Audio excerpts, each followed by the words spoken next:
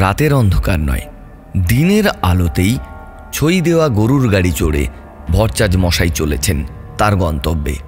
পথে বাধা পেয়ে কিছুটা বিরক্ত হয়েছেন তিনি। অদ্ভুত মানুষজন, যত সব পাগলের দল, রাস্তা আগলে পড়ে থাকবে, ছিলায় অছিলায় নানান কিছু চেয়ে বসবে, সুযোগ পেলেই আবার জ্ঞান দেবে। নানান কথাই তার মাথায় আসছিল। পরিত্যক্ত তার জমি পরিষ্কার করাই ছিল সেদিনের উদ্দেশ্য, কারণ সেখানে যে নতুন গৃহ নির্মাণ করতে হবে। বন্ধুর ছেলে ডাক্তার হয়েছে, চিকিৎসার প্রসার চাই এই গ্রাম বাংলায়। উদ্দেশ্যটা তো ভালো, অনেক মানুষের উপকার হবে। সেই চিন্তা ভাবনা মাথায় নিয়ে তিনি এগিয়ে চলেছেন। কিন্তু পরিত্যক্ত জমিটা পরিষ্কার করবার সময় কি এমন ঘটল যার মূল্য তাকে জীবন দিয়ে চোকাতে হলো? আসুন শুনে নেই সেই গল্প।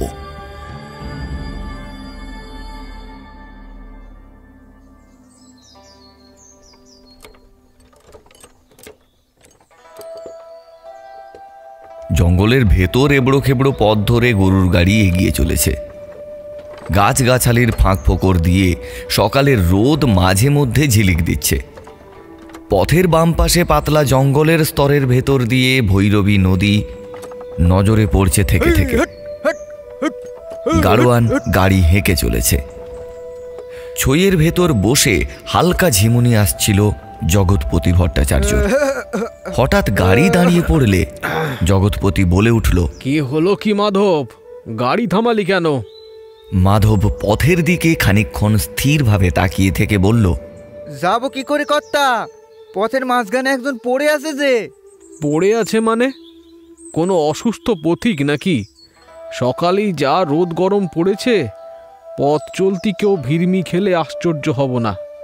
যা যা দেখ গিয়ে, সেরকম বুঝলে গাড়িতে এনে তুলিস। খানিক সুস্থ হলে পথে কোনো জনবসতি দেখে নামিয়ে দেব। আজ্ঞে কর্তা। বলে মাধব চালকের আসন থেকে নেমে এগিয়ে গেল। তারপর পথ আগলে পড়ে থাকা দেহটার সামনে পৌঁছে গাড়ি মুখো হয়ে হাঁক দিয়ে বলল, কর্তা আপনি একবার এদিকে আসেন। কি হলো আবার? ব্যস্ত হয়ে গাড়ি থেকে নেমে জগৎপতি সেখানে পৌঁছে দেখল একটা শুকনো কাঠের মতো বৃদ্ধার দেহ পথ জুড়ে পড়ে রয়েছে।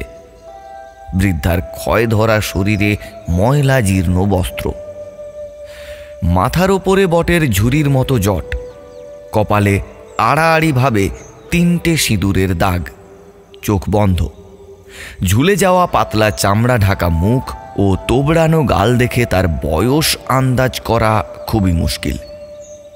গলায় একগুচ্ছ শেকড় বাকড় জড়ানো, শীর্ণ হাত দুটোর একটিতে বাঁকানো বিশেষ ধরনের লাঠি আঁকড়ে সে পড়ে রয়েছে। তার মাটিতে পড়ে থাকার কায়দা দেখলে বোঝাই যায় তার দুর্বল শরীর পথ ক্লান্তি সহ্য করতে আর পারেনি। কর্তা, বুড়ি বেঁচে আছে তো? বুকটা কিন্তু ওঠানামা করছে না। কথাটা শোনা মাত্র জগৎপতি বিরক্তির ভঙ্গিতে একটা দীর্ঘশ্বাস ফেলে বলল, একটা ভালো কাজে যাচ্ছি, তাতেও বাধা দিয়ে বসলো এই বুড়ি। তারপর মাজা কুঁজো করে তার ডান হাতটা বুড়ির নাকের কাছে ধরে পরীক্ষা করতে চাইল শ্বাস প্রশ্বাস চলছে কিনা। এমন সময় বুড়ি ঘোলাটে চোখ খুলে বিকট কণ্ঠে ঝাঁঝিয়ে উঠল, কি দেখছিস? আমি মরেছি কিনা? আমার নয় রে, মরণ হবে তোর। কথাগুলোর মধ্যে যে তেজ ও ঘৃণার বহিঃপ্রকাশ ঘটল তাতে জগৎপতি অবাক হয়ে গিয়ে সরে দাঁড়ালো। মাধবের পা দুটিও খানিক পিছিয়ে এসেছে।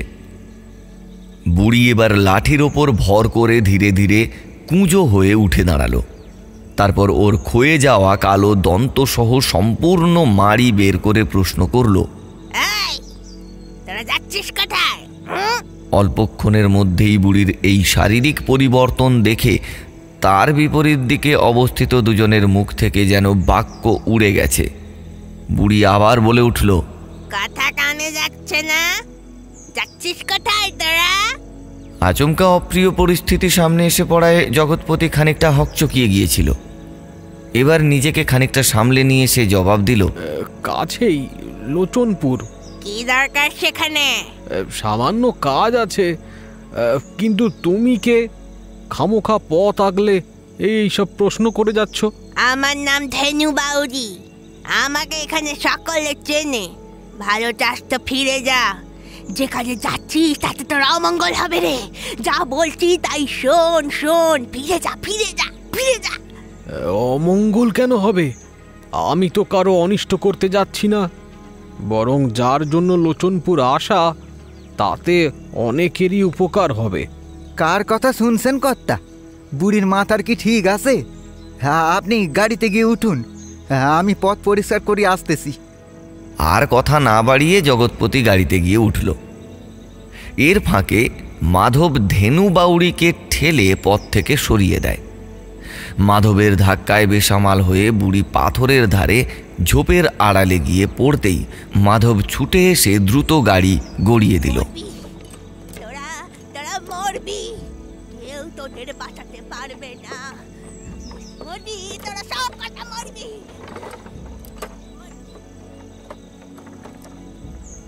ভৈরবী নদী যেখানে বাঁক নিয়েছে ঠিক তার পার্শ্ববর্তী জঙ্গলাকীর্ণ উঁচু জমিটার সামনে গরুর গাড়িটা এসে থামল। গাড়ি থেকে নেমে জগৎপতি বলল, এই মাধব, জরুরি জিনিসপত্র সব গুছিয়ে এনেছিস তো? আগে হ্যাঁ কর্তা। বেশ বেশ, আগে জঙ্গলটা কেটে জমিটা পরিষ্কার করে ফেলতে হবে। তারপর মাটির উঁচু ঢিপিগুলোর থেকে মাটি সরিয়ে ফেলে জমিটা সমান করতে হবে। তোর একার দ্বারা হবে না, অনেক কাজ। এই নদীর ধার বরাবর কাছে পিঠেই মানুষের বসতি আছে, সেখান থেকে দুজন শ্রমিক ধরে আনতো। তারপর ওদের সঙ্গে তুইও কাজে লেগে পড়বি। হ্যাঁ, কেমন? ঠিক আছে কর্তা। বলে মাধব নদীর ধার বরাবর হাঁটা দিল। এরপর খানিক বাদেই মাধব সঙ্গে একজন মাঝবয়সী মজুরকে এনে বলল, কর্তা, গ্রামে জোয়ান বুড়ো সব সকালেই কাজে বেরিয়ে গেছে, একেই একমাত্র পেলাম। লোকটা হাত জড়ো করে দাঁড়ালো। জগৎপতি জিজ্ঞেস করল, কি নাম তোর? আগে পরাণ মণ্ডল কর্তা। দেখ, কাজ তেমন কিছু নেই। আগাছার জঙ্গল কেটে সাফ করে ফেলতে হবে, আর মাটির কয়েকটা ছোট ছোট ঢিপি আছে, সেগুলো ছেঁটে ফেলতে হবে। অবশ্য কাজে তুই একা নোস, ওই মাধবও তোকে সাহায্য করবে। হ্যাঁ, কি পারবি তো? হ্যাঁ হ্যাঁ, পারবো কর্তা। মজুর খাটাই তো আমার কাজ। আজ শরীরটা তেমন ভালো ছিল না, তাই কাজে যায়নি। তবে এ আর এমন কি শক্ত কাজ।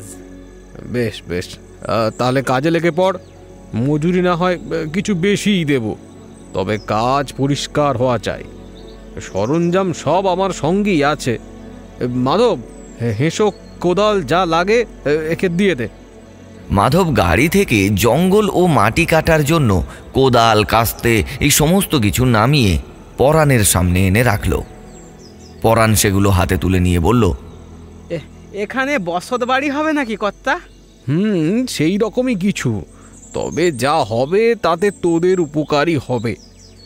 এখন এর চেয়ে বেশি কিছু বললাম না, পরে সব জানতে পারবি। এরপর কাজ শুরু করলো ওরা। জগৎপতি সামনের শিরিষ গাছের ছায়ায় গিয়ে বসল। জঙ্গল সাফ করার পর ওরা স্থানে স্থানে ছোট ছোট মাটির ঢিবিগুলো থেকে মাটি সরাবার কাজে লেগে পড়ল। একই তালে কোদালের কোপে কোপে মাটি আলগা হতে লাগলো।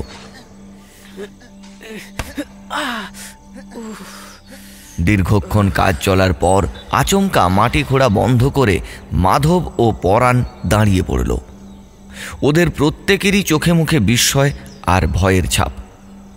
হাতের কোদালটা মাটিতে নামিয়ে রাখল ওরা। ওর মুখের দিকে চাওয়াচাই করল কেবল।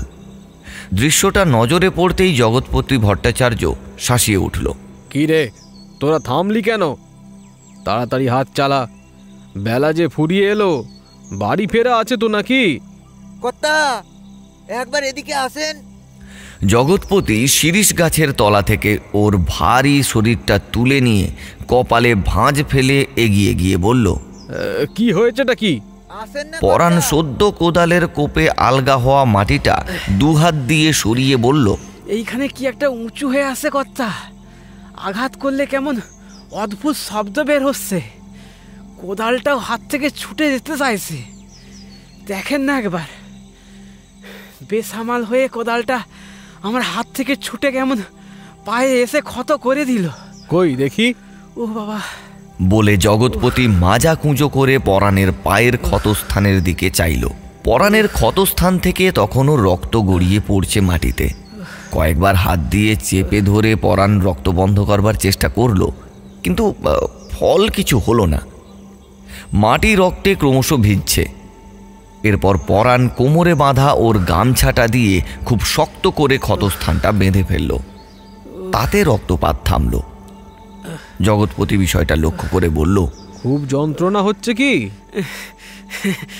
না কর্তা, এরকম কাটাছেড়া হামেশাই হয় কর্তা। ও আমার কিছু হবে না। এখানে বড় পাথর টাথর আছে বোধহয়। পাশ দিয়ে খুঁড়ে ছড়িয়ে ফেললাম পাথরটা। মাটি খোঁড়ার কাজ কোনোদিন করিসনি নাকি? মাটির তলায় অনেক পাথর ওরকমভাবে চাপা পড়ে থাকে। এমন কিছু ব্যাপার না। নে নে, এবার হাত চালা।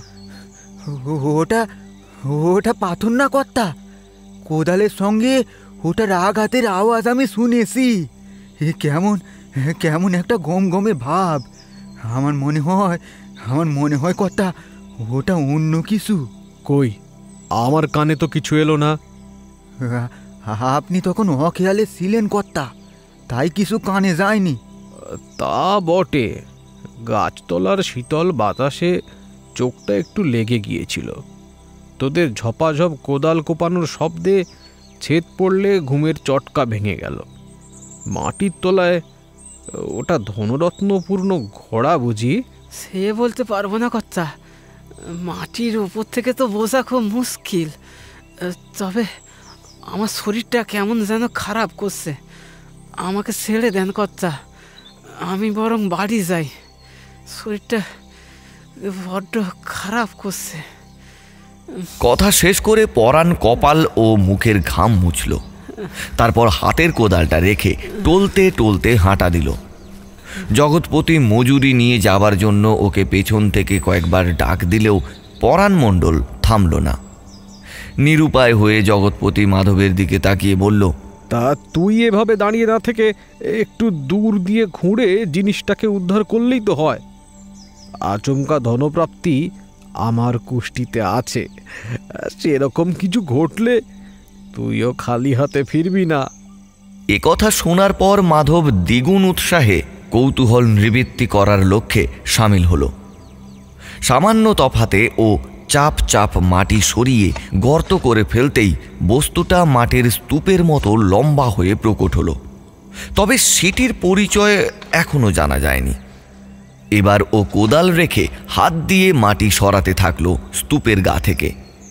এরপর ধীরে ধীরে মাটির ঢাকা উন্মুক্ত হয়ে যে জিনিসটা ওর সামনে উপস্থিত হলো সেটা দেখার পর ও লাফিয়ে দূরে সরে ভয়ার্ত চোখ মুখ নিয়ে দাঁড়িয়ে রইল। জগৎপতির মাংসল মুখমণ্ডল হাঁ হয়ে গিয়ে তার থেকে শব্দ বেরিয়ে এলো, সর্বনাশ! এ কাজ আমি করতে পারবো নি কর্তা, এ কাজ আমি করতে পারবো নি। আমাকে রেহাই দেন কর্তা, আমাকে রেহাই দেন। এ কাজ আমি করতে পারবো নি। জগৎপতি গোল গোল চোখে নির্বাক হয়ে গিয়ে ওর দিকে চাইলে মাধব ফের বলে উঠল, ছেলে পুলি নিয়ে সংসার করি কর্তা, ভয় ডর আমারও আসে। শেষে সাপ সাপান তু লেগে গেলি পরিবার ভেসে যাবে কর্তা, আমার পরিবার ভেসে যাবে। আর বাক্য ব্যয় করে লাভ নেই ভেবে জগৎপতি পকেট থেকে টাকার গোছাটা বের করে ওর হাতে টাকাগুলো গুঁজে দিয়ে বলল, এতে যা আছে তা তোর 7 দিনের মজুরি। হ্যাঁ, পুরোটাই দিলাম, পরে আরও দেব। দেখিস ব্যাপারটা লোক জানাজানি যেন না হয়। টাকা হাতে পেয়ে ও দিব্যি কেটে ঘটনাটা পুরোটাই হজম করে গেল।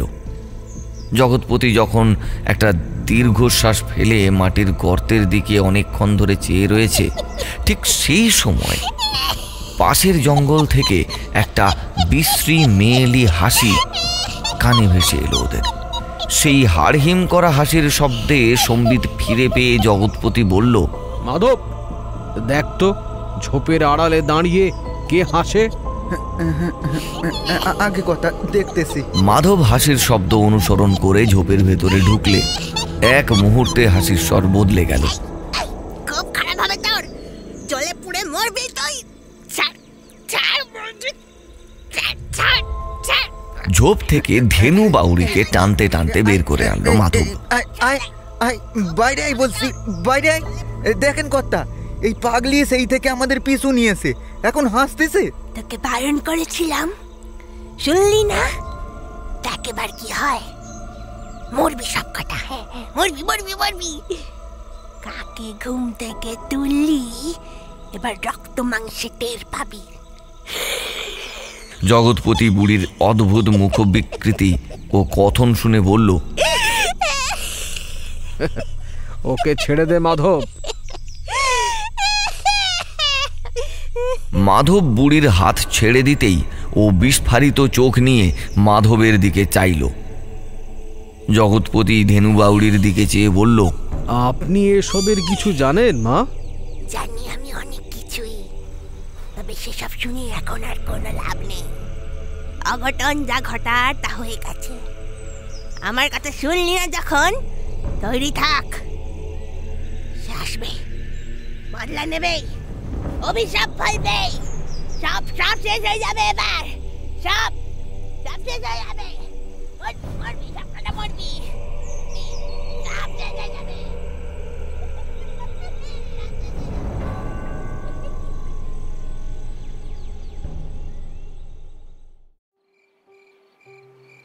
বাড়ি ফিরে সে রাতে জগৎপতির কিছুতেই ঘুম এলো না।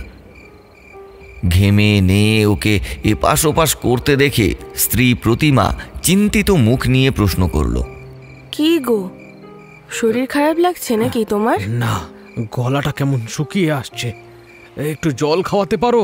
না বললেই হলো, মুখের দিকে চাইলেই তো স্পষ্ট বোঝা যাচ্ছে। সারাটা দিন কোথায় ছিল কে জানে, একদিন এই মুখটা কেমন শুকিয়ে গেছে। রাতেও তো কিছু মুখে দিলে না গো। আচ্ছা, কি হয়েছে পরিষ্কার করে বলবে তো? কুঁজো থেকে এক ঘটি জল ঢেলে জগৎপতির হাতে দিতেই ও তপ্ত মরুভূমির মতো শুষে নিল সবটা। তারপর পরনের পোশাক দিয়ে নিজের কপালের ঘাম মুছে বলল, খুব খারাপ হলো প্রতিমা। প্রতিমা বিছানায় উঠে বালিশে মাথা ঠেকাতে গিয়ে থেমে গেল আর বলল, কিসের কি খারাপ হলো? লোচনপুরের জমিটায় একটা ভয়ঙ্কর কাণ্ড ঘটেছে। কি কাণ্ড? অবশ্য তোমাকে না জানিয়ে কাজটা শুরু করেছিলাম বলে এমন হলো কিনা সে কথাই এখন ভাবছি। তুমি আজকে লোচনপুর গিয়েছিলে? তুমি কি বলতে চাইছো পরিষ্কার করে বলো তো, আমি তোমার এলোমেলো কথার এক বর্ণ বুঝতে পারছি না। বেশ গোড়া থেকেই সবটা খুলে বলছি। আমার সঙ্গে ধনী ব্যবসায়ী শিবনাথ চাটুর্যের যে একটা বন্ধুত্বপূর্ণ সম্পর্ক রয়েছে সে কথা তুমি ভালো মতোই জানো। ওর বড় ছেলে পরেশনাথ, ও শহর থেকে ডাক্তারি পাশ করে গ্রামে ফিরেছে। তা শিবনাথ চাটুর্যে একদিন আমাকে ডেকে বললে, জগৎ, তোর তো লোচনপুরে খানিকটা জমি আছে না, সেখানে একটা ঘর তুলে দে, সেখানেই পরেশনাথ এসে ডাক্তারি করবে। অনেক ছেলেবেলায় পরেশনাথ নিজের মাকে হারিয়েছে, এখন আমার নিজের বলতে একমাত্র ওই আছে। সেও দূরে থাকলে বাঁচব কি নিয়ে? তাই ভাবছিলাম গাঁয়ে চিকিৎসালয় খোলার বাহানায় ছেলেটাকে কাছে আটকে রাখব। ছেলেটা চোখের সামনে থাকলে একটু শান্তি পাই আর কি। অবশ্য এর জন্য আমাকে প্রতি মাসে বাড়তি কিছু টাকাও দেবে বলল শিবনাথ চাটুর্যে। আসলে অর্থই সব নয় বুঝলে প্রতিমা, আমরা নিঃসন্তান। পরেশনাথ যদি সন্তানের মতো আমার জমিতে বসে ডাক্তারি করে তাতে ক্ষতি কি? বন্ধুর ছেলে মানে তো নিজের সন্তানের মতোই, কি বলো? এছাড়া দেখলাম আমাদের গ্রামের ছেলে যদি গ্রামে ডাক্তারি করে তাতে সকলেরই উপকার হবে। তাই চাটুর্যের প্রস্তাবে না করলাম না। শিবনাথ বাবুর ছেলেকে সন্তান স্নেহে জমি দিচ্ছ, তাতে আমার কোনো আপত্তি নেই, কিন্তু আমাদের নিজের গাঁ ছেড়ে লোচনপুরে ডাক্তারি করতে ও কেন যাবে? তার যুক্তিও শিবনাথ দিল। লোচনপুরে আমার জমির অবস্থানটা এক্ষেত্রে বেশ গুরুত্বপূর্ণ। আমাদের গাঁ সরলপুর থেকে তো লোচনপুরের দূরত্ব বেশি নয়। পরেশনাথ সরলপুরে ওর চিকিৎসালয় গড়লে দুই গাঁয়ের লোকই চিকিৎসার সুযোগ পাবে। কিন্তু যদি লোচনপুরে চিকিৎসালয় তৈরি করা হয় তাহলে আরও 5টা গ্রাম বাড়তি সুবিধে পাবে। লোচনপুরের গা ঘেঁষে গেছে ভৈরবী নদী, যে নদীর এপার ওপার মিলিয়ে জলপথে আরও 5খানি গ্রাম লোচনপুরের সঙ্গেই যুক্ত। তাই শিবনাথ চাটুর্যে আমাকে এই প্রস্তাবটি দেয়। এদিকে জমি তো আমার পড়েই আছে, তার বিনিময়ে মাসে মাসে বাড়তি টাকা আসলে ক্ষতি কি? এই সব ভেবে আজ মাধবকে সঙ্গে নিয়ে সেখানে কাজ শুরু করেছিলাম। কিন্তু জঙ্গল কেটে মাটির ঢিপির খানিকটা খোঁড়ার পর জগৎপতি কথা বলতে বলতে চুপ করে গেল। ওর চোখে এখন ভয়ের ছাপ। আর চুপ করে গেলে কেন? বলো, কি হলো মাটি খোঁড়ার পর? মাটির তলা থেকে একটা ভয়ানক জিনিস বেরিয়ে এসেছে প্রতিমা। কি জিনিস?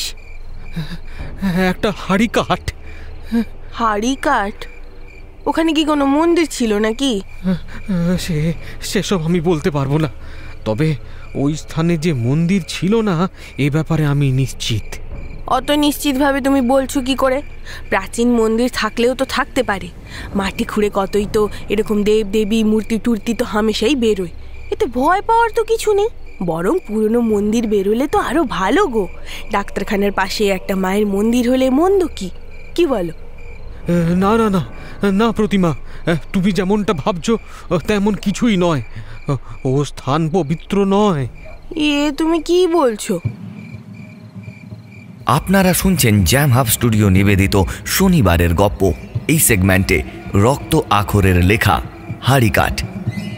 গল্পের নির্দেশনা ও সূত্রধার আমি ইন্দ্র। নাট্যরূপ ও চরিত্রবিন্যাস Arfan Ali Khan. Audio mix master ও পোস্টার ডিজাইন কৃষ্ণেন্দু পাত্র। অডিও এডিট ও আবহ সঙ্গীত অশ্রুকুমার ভট্টাচার্য। বিভিন্ন চরিত্রে অক্ষয় কুমার সেন, সূর্য মাইতি, অর্পিতা হাজরা, অশ্রুকুমার ভট্টাচার্য, কৃষ্ণেন্দু পাত্র, আরফান আলী খান ও আমি নিজে। তাহলে চলুন আমরা আবার ফিরে যাই লোচনপুরের সেই গপ্পে, হাড়িকাঠ। ঠিকই বলছি, মাটি থেকে হাড়িকাঠটা ওঠার আগেই পরাণ মণ্ডল নামের একজন শ্রমিকের পায়ে আঘাত লেগে ক্ষত হলো। সামান্য ক্ষতে রক্ত যেন থামতেই চায় না। এরপর ওকে ভয়ে জড়সড় হয়ে পড়তে দেখলাম। ও এতটাই ভীত হয়েছিল যে মজুরি না নিয়ে শরীর খারাপের বাহানায় কাজ ছেড়ে পালিয়ে গেল। ওর বিবর্ণ মুখটা অন্য কথা বলছিল। বিরাট মাপের ভয় ওকে জড়িয়ে ধরেছে যেন। ঠিক তার অনুরূপ আতঙ্কের ছাপ আমি মাধবের মুখেও লক্ষ্য করেছি। যদিও ওকে আমি যেতে দিইনি। দেবত্ব স্থান উদ্ধার তো মঙ্গলকর, তাতে ভয়ের প্রকোপ থাকতে পারে না। তবে কেন পরাণ অজানা আতঙ্কে গুটিয়ে গিয়ে কাজ ছেড়ে পালালো? তাছাড়া আমার মধ্যেও অদ্ভুত পরিবর্তন ঘটেছে প্রতিমা। ঘটনাটা ঘটার পর থেকেই সারাক্ষণ আমার আশেপাশে কেউ যেন ঘোরাফেরা করছে। দেখতে পাচ্ছি না কিছুই, তবুও কেউ যে পেছনেই আছে সেটা টের পাচ্ছি। আর তাতে আমার ভয় ভয় করছে, ভীষণ ভয় করছে প্রতিমা। এই দেখো দেখো দেখো, আমার গাটা কেমন কাঁটা দিয়ে উঠছে। বলে জগৎপতি 2 হাত প্রতিমার সামনে মেলে ধরল। প্রতিমা আশ্চর্য হয়ে দেখল জগৎপতির কথা সত্য। আরও একটা আশ্চর্যের ব্যাপার কি জানো প্রতিমা? যাত্রার শুরুতে একটা শীর্ণকায়া বুড়ি আমাদের পথ আগলে পড়েছিল। তাকে সরিয়ে যাত্রা শুরু করেও ওর থেকে রেহাই পাইনি। ও ও পিছু নিয়ে শেষ অবধি আমাদের লক্ষ্য করে গেছে। অবশ্য সে আমাদের বারণ করেছিল লোচনপুর যেতে, তবে আমি ওর নিষেধ অমান্য করেছিলাম। ও বারবার বলছিল ওখানে গেলে আমার নাকি অমঙ্গল হবে। এখন ভাবছি বুড়ির কথাটা সত্যি, আমার অমঙ্গলই হলো। আমি যেন ভেতর থেকে ধীরে ধীরে কর্পূরের মতো উড়ে যাচ্ছি। সেই বুড়ির বিকট হাসির শব্দ আমার কানে বাজছে এখনো। তার শুকিয়ে আসা কুৎসিত মুখটা চোখের সামনে ভাসলে বুকের হাড়খানা যেন আলগা হয়ে যাচ্ছে। প্রতিমা সে বাড়ি অবধি আমার পিছু নেয়নি তো? দেখো না প্রতিমা, ঘরের কোনায় সে লুকিয়ে আমার ওপর নজর রাখছে না তো? আমার খুব ভয় করছে প্রতিমা।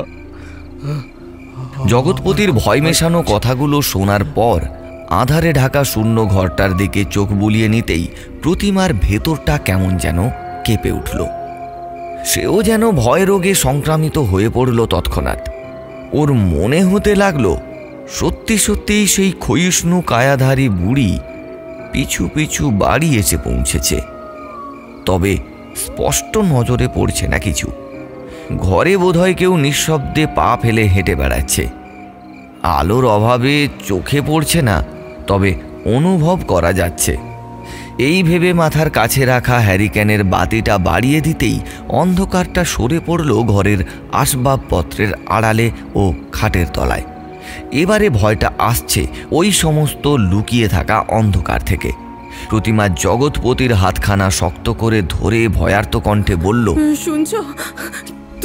তুমি ঠিকই বলেছো জানো, এ ঘরে না কেউ একটা আছে। আলোটা বাড়তেই খাটের তলায় সরে পড়লো গো। কথাটা শোনার পর জগৎপতির বুকের খাঁচাটা অনবরত কেঁপে চলল। ও প্রতিমার কাছে ঘেঁষে এসে বলল, তুমি ঠিক দেখছো প্রতিমা? ঠিক দেখছো? হ্যাঁ গো, আমি ঠিক দেখেছি। স্পষ্ট দেখলাম অন্ধকারের স্তূপের মতো কে যেন খাটের তলায় গড়িয়ে ঢুকে পড়লো। আমার ভীষণ ভয় করছে গো। এখন কি হবে? কি করব বলো না। ভয়ে প্রতিমার গলার স্বর ফুরিয়ে এলো। জগৎপতির কণ্ঠ বুঝে এসেছে। ও চাপা গলায় বলল, ভয় পেও না প্রতিমা, এখন ভয় পেলে চলবে না, শক্ত হতে হবে। আমি দেখছি, তুমি এখানেই বসো, আমি দেখছি ব্যাপারটা। জগৎপতি এবার আলো হাতে খাট থেকে নেমে মাজা কুঁজো করে মেঝেতে বসল। তারপর আলো হাতে খাটের তলায় মুখ বাড়িয়ে যা দেখল তাতে ওর মস্তিষ্কের সমস্ত শিরা ছিঁড়ে যাবার জোগাড়। ওর রক্তবর্ণ চোখে যেন দৃষ্টিভ্রম ঘটেছে। হাতের আলোটা যতদূর এগোতে পেরেছে তাতে ও স্পষ্ট দেখতে পেল খাটের তলায় বসে প্রতিমা ওকে ইশারা করে ডাকছে। জগৎপতির সর্বাঙ্গ ঘামে ভিজে জবজব করছে। মাথার পেছন দিকটায় একটা দপদপে ব্যথা অনুভূত হতে লাগলো ওর। সেই সঙ্গে আলোশুদ্ধ হাতটা থরথর করে কাঁপতে থাকলো। ও দেবে আসা গলায় বলল, প্রতিমা, তুমি এখানে? তাহলে এতক্ষণ খাটের উপরে কে আমার সাথে কথা বলছিল? কথা শেষ করে জগৎপতি অসুস্থ বোধ করে বাম হাতটা বুকের কাছে খামচে ধরল। তারপর যন্ত্রণায় কাতর মুখমণ্ডল নিয়ে খাটের তলা থেকে মাথা তুলে ওপরে আলো ফেলে দেখল সেখানে বসে রয়েছে একটা মুন্ডুহীন নারীর শরীর, যার কাটা মাথাটা রাখা রয়েছে তারই কোলের ওপর। বিভীষিকাময় দৃশ্যটা ওকে এতটাই নিস্তেজ করে ফেলল যে ও সামান্য নড়বার শক্তি পর্যন্ত হারিয়ে ফেলল। কেবল বুকের বাম দিকে সূচ ফোটানোর মতো অসহ্য যন্ত্রণাটা প্রবল হয়ে উঠলে দু চোখে ওর অন্ধকার নেমে এলো। চোখ বন্ধ হয়ে আসার আগে জগৎপতি দেখল কাটা মুন্ডুটা দুপাশে চেরা চোয়াল ফাঁক করে ক্রূর শব্দে হেসে চলেছে।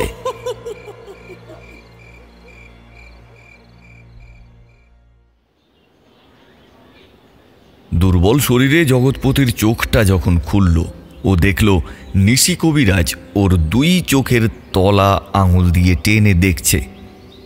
ওর চোখের দৃষ্টি প্রথম খানিকটা আবছা হয়ে থাকলেও ধীরে ধীরে সেটা স্পষ্ট হয়ে উঠল।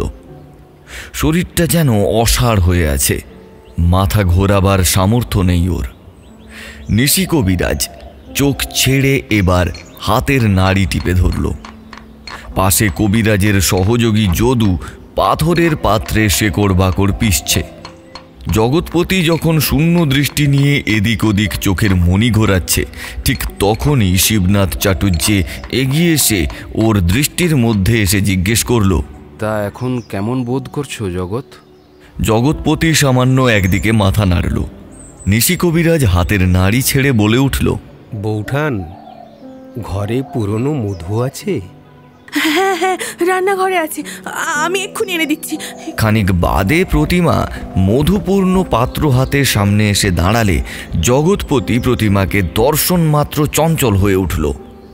নিশি কবিরাজ এবার যদুকে বলল, আহ যদু, আর দেরি করিস না, তাড়াতাড়ি মিশ্রণে মধুটা মিশিয়ে ওকে খাইয়ে দে। দেখছিস না কেমন ছটপট করছে? যদু ছুটে এসে কবিরাজের নির্দেশ পালন করল। কড়া শেকড় বাটায় মধু মিশিয়ে জগৎপতির মুখে ঢেলে দেওয়ার খানিক বাদেই জগৎ শান্ত হল। শিবনাথ চাটুর্যে বলল, বৌমার মুখে সব শুনেছি জগৎ। ভোর রাতে আমার বাড়ি ছুটে গিয়ে বৌমা আমাকে সব বলেছে। তারপরই তো নিশি কবিরাজকে সঙ্গে করে আমি এখানে এলাম। সেই থেকে তোমার জ্ঞান ফেরানোর চেষ্টা চলছে। সামান্য মাটি খোঁড়া যে এত বড় বিপদ ডেকে আনতে পারে এ আমি ভাবতেও পারছি না।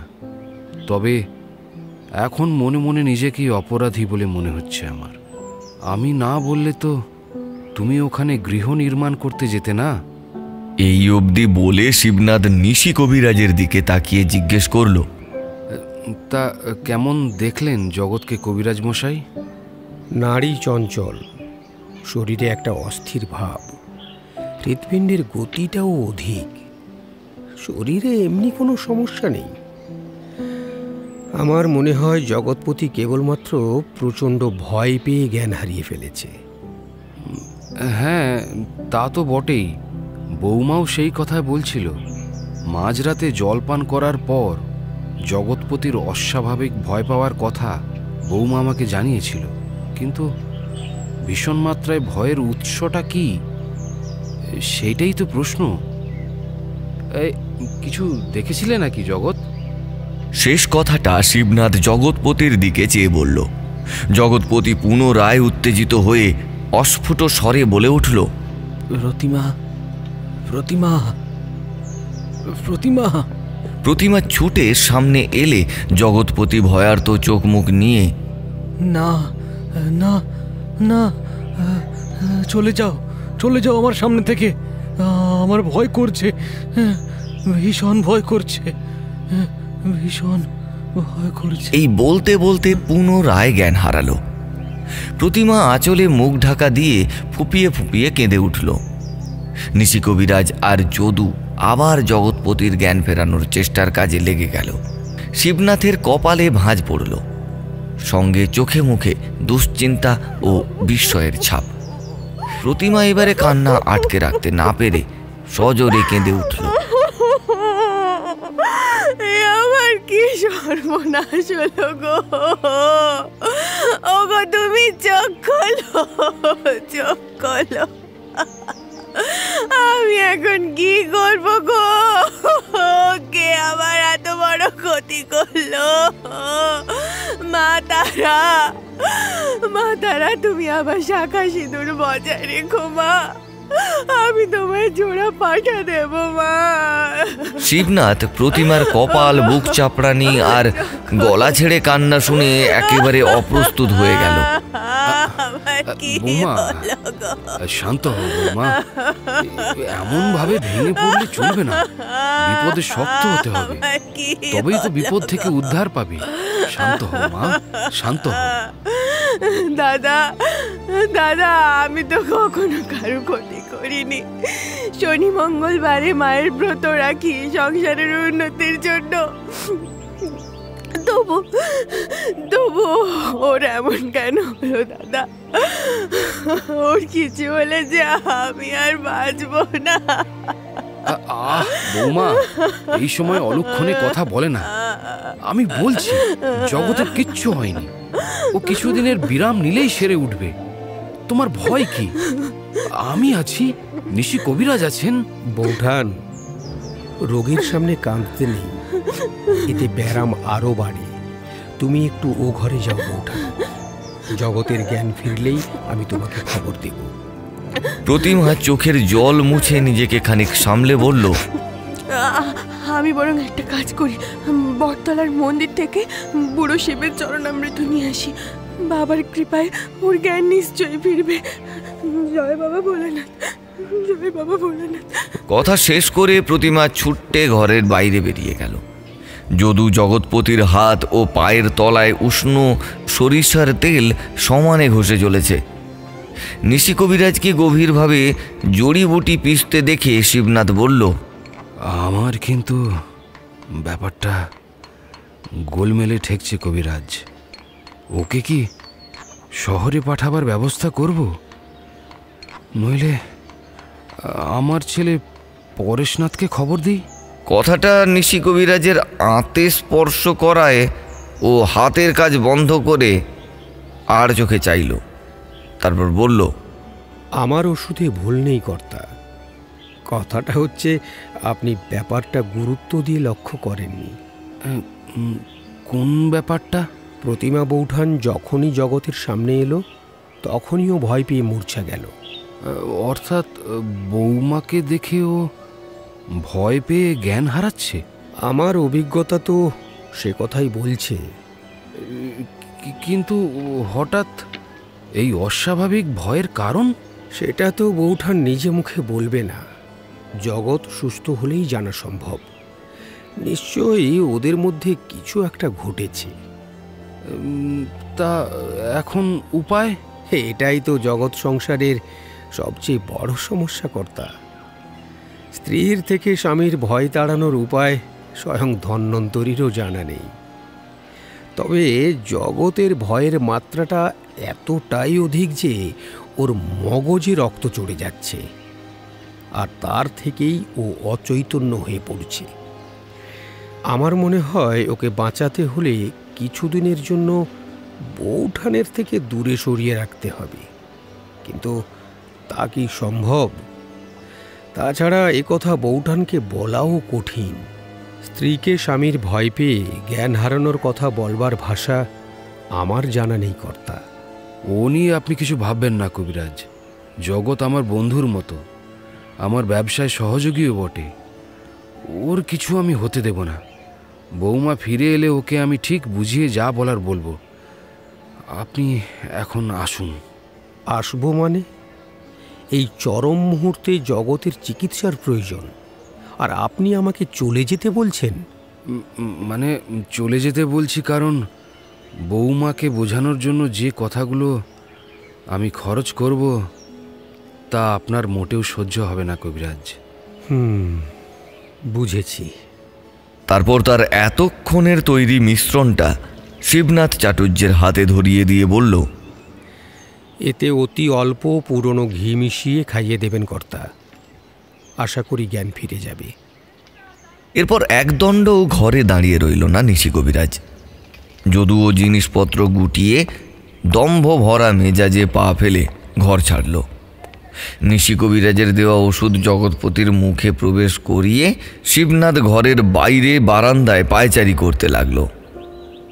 খানিক বাদে প্রতিমা মাটির পাত্রে বুড়ো শিবের চরণামৃত নিয়ে ফিরে এসে শিবনাথকে বাইরে বারান্দায় দেখে ব্যস্ত হয়ে বলল, দাদা, আপনি বাইরে যে, ও ঠিক আছে তো?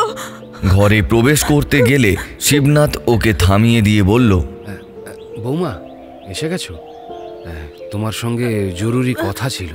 কিন্তু দাদা, কবিরাজ মশাই কোথায় গেলেন? বলছি তুমি একটু শান্ত হও, দাঁড়াও। প্রতিমা চিন্তাগ্রস্ত হয়ে ঘোমটার আড়ালে মুখ ঢেকে দাঁড়িয়ে রইল।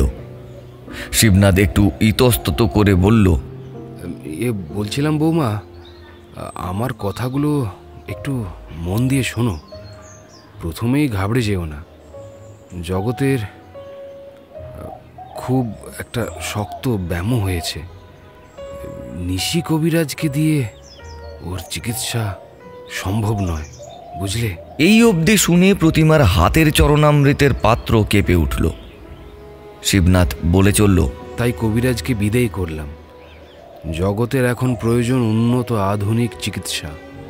তাই ভেবে দেখলাম এই মুহূর্তে পরেশনাথের হাতে জগতের চিকিৎসার ভার তুলে দেওয়াই সমীচীন। ওকে শহর থেকে আনার ব্যবস্থা করছি। তুমি কি বলো? আপনি যা ভালো বোঝেন তাই করেন দাদা। আমার মাথায় কিছু আসছে না। ও বাঁচবে তো দাদা? আবার অলক্ষণে কথা বলছো বৌমা। আমার প্রতি কি তোমার একটুও বিশ্বাস নেই? আছে দাদা, আছে, খুব আছে। আরও একটা কথা, কটা দিন জগৎকে আমার বাড়ি নিয়ে যাচ্ছি। যখন তখন ওর চিকিৎসার প্রয়োজন হতে পারে। সবসময় পরেশনাথের চোখের সামনে থাকলে সুবিধে হবে। কিন্তু কোনো কিন্তু না। আমি গরুর গাড়ি আনতে গেলাম। এইটুকু সময় তুমি বাইরে থেকো। বাইরে কেন? চোখের সামনে আমাদের দেখলে ও কেমন উত্তেজিত হয়ে পড়ছে, দেখলে না? তাই আমার ফিরে আসা অবধি তুমি এইখানেই অপেক্ষা করো, বুঝলে? বুড়ো শিবের চরণামৃতটা দিয়ে আসি। সে যাও, কিন্তু ওকে ডাকাডাকি করো না। ঠিক আছে। ওর এখন ঘুমের প্রয়োজন। ঠিক আছে দাদা। কথা শেষ করে শিবনাথ বারান্দা ডিঙিয়ে উঠোনে পৌঁছল। প্রতিমা ঠিক সেই সময় ঘরে প্রবেশ করেছে। ওদিকে উঠোন পেরিয়ে রাস্তায় পা ফেলার সময় শিবনাথের কানে পৌঁছল জগৎপতির তীব্র গোঙানির শব্দ। সঙ্গে সঙ্গে প্রতিমার হাত থেকে বুড়ো শিবের চরণামৃতপূর্ণ মাটির পাত্র মেঝেতে পড়বার একটা আওয়াজ হলো। শিবনাথ দ্রুত এসে ঘরে ঢুকে দেখল প্রতিমাকে দেখে জগৎপতি পুনরায় জ্ঞান হারিয়েছে। খানিক আগে দেওয়া নিশি কবিরাজের জ্ঞান ফেরানোর ওষুধে কাজ দিয়েছিল বটে।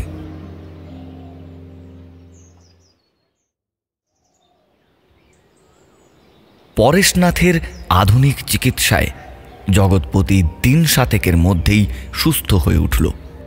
প্রতিমা সজল নয়নে প্রতিদিনই 2 বেলা করে জগৎপতির খোঁজ খবর নিয়ে যায় ঠিকই, তবে শিবনাথের কারণে ঘরে প্রবেশ করে জগৎপতির সামনে গিয়ে দাঁড়ানো সম্ভব হয়নি। একদিন শিবনাথ জগৎপতির ঘরে ঢুকে তার শারীরিক কুশলমঙ্গলের খোঁজ খবর নেওয়ার মাঝে জিজ্ঞেস করে বসল, তোমাকে একটা কথা জিজ্ঞাসা করার ছিল জগৎ। ফলের রসপূর্ণ গ্লাসটা এক চুমুকে শেষ করে জগৎপতি বলল, একটা নয়, 1000টা কথা জিজ্ঞেস করতে পারো শিবনাথ। তা তো পারি, তবে এই মুহূর্তে মনের অন্ধকারটা দূর হওয়ার জন্য সামান্য কিছু জিজ্ঞাসার প্রয়োজন আছে। আচ্ছা, তোমাকে আমার বাড়িতে রেখে চিকিৎসা করাচ্ছি কেন জানো জগৎ? জানি, তোমার ছেলে শহর থেকে পাশ করা ডাক্তার। ওর কাছে আমার শক্ত ব্যামোর চিকিৎসা করানোর জন্য। শুধু কি তাই? নইলে আবার কি? তাহলে তুমি সুস্থ স্বাভাবিক হয়েও বাড়ি ফেরার কথা বলছো না কেন? মানে যাব করছিলাম, কিন্তু কিন্তু কি? জগতের জিভ জড়িয়ে গিয়ে ওর মুখের রং উড়ে গেল। পরেশনাথের আদেশ না পেলে তো আর যেতে পারছি না। যদি চিকিৎসার কিছু বাকি থেকে থাকে। দেখো জগৎ, তুমি আমার বন্ধু স্থানীয়, তুমি আমার কাছে থাকতেই পারো, এতে আমার কোনো আপত্তি নেই। আপত্তি যেখানে, সেটা হলো বৌমা প্রতিমাকে দেখে তোমার বারবার মূর্ছা যাওয়ার বিষয়টা কিছুতেই আমার কাছে পরিষ্কার হচ্ছে না। জগৎপতির চোখের তারা চঞ্চল হয়ে উঠল। শুকনো গলায় ও দুবার ঢোক গিলল। ভয় পেলে যে সমস্ত শারীরিক প্রতিক্রিয়া প্রাথমিকভাবে দেখা যায়, সেই সমস্ত লক্ষণ শিবনাথ জরিপ করে জগৎপতির কাছে গিয়ে ওর হাতটা শক্ত করে ধরে বলল, জগৎ, তোমার কোনো ভয় নেই, আমি তোমার সঙ্গে আছি। প্রতিমাকে দেখে আতঙ্কে তোমার জ্ঞান শূন্য হওয়ার কারণটা না জানলে পরেশনাথও তোমার চিকিৎসা করতে পারবে না। সত্য গোপন করো না জগৎ, বলে ফেলো। এরকম করতে থাকলে তোমার প্রাণ সংশয় দেখা দেবে। জগৎপতির চোখ দুটো এবার ফেটে পড়ল। শিবনাথ ওর স্নায়বিক উত্তেজনা উপলব্ধি করে জগৎপতির দুই কাঁধ ধরে ঝাঁকিয়ে বলল, জগৎ, জগৎ, বুকের মধ্যে জমে থাকা পাথর শীঘ্রই সরিয়ে ফেলো, নইলে তোমাকে বাঁচানো যাবে না। ওখানে ওখানে কিছু আছে শিবনাথ, আশ্চর্য, অদ্ভুত, ভয়ঙ্কর কিছু আছে। কোথায়? কি আছে জগৎ? স্পষ্ট করে বলো। আমার লোচনপুরের জমিতে। ভয় আমার পিছু ছাড়ছে না শিবনাথ। আতঙ্ক বিরাট বড় অজগরের মতো আমাকে আষ্টে পৃষ্ঠে বেঁধে ফেলেছে, আর ধীরে ধীরে গিলে খাচ্ছে। আমি শত চেষ্টা করেও সেই ভয় থেকে নিজেকে বের করে আনতে পারছি না। কিন্তু ভয়টা কিসের? সে রাতে আমি ওকে দেখেছি, প্রতিমার রূপ নিয়ে সে আমার সঙ্গে ছলনা করেছে। আমাকে ভয় দেখিয়ে মেরে ফেলতে চায়। প্রতিমার মধ্যেও যে সে এখনো প্রবেশ করে আছে সেও আমি জানি। সে রাতে আমি ওকে পালঙ্কের উপরে বসে থাকতে দেখেছি। কাকে দেখেছো? একটা মাথা কাটা নারীকে। সে নিজের বিভৎস কুৎসিত দর্শন কাটা মাথাটা কোলের উপরে রেখে বিছানায় প্রতিমা স্থানে বসেছিল, আর প্রতিমা ছিল ওই পিশাচিনীর স্থানে, অর্থাৎ অন্ধকারে পালঙ্কের তলায়। সেই ভয়ানক দৃশ্য আমি কিছুতেই মন থেকে মুছে ফেলতে পারছি না। এরপর থেকে প্রতিমা কাছে আসলে ওর বদলে আমার সামনে এসে দাঁড়াচ্ছে সেই মুন্ডহীন নারী শরীরটা। ও কি বিভীষিকাময় সে দৃশ্য! সে নিজের কাটা মাথা চুলের মুঠি ধরে দোলাতে দোলাতে আমার সামনে এগিয়ে আসছে।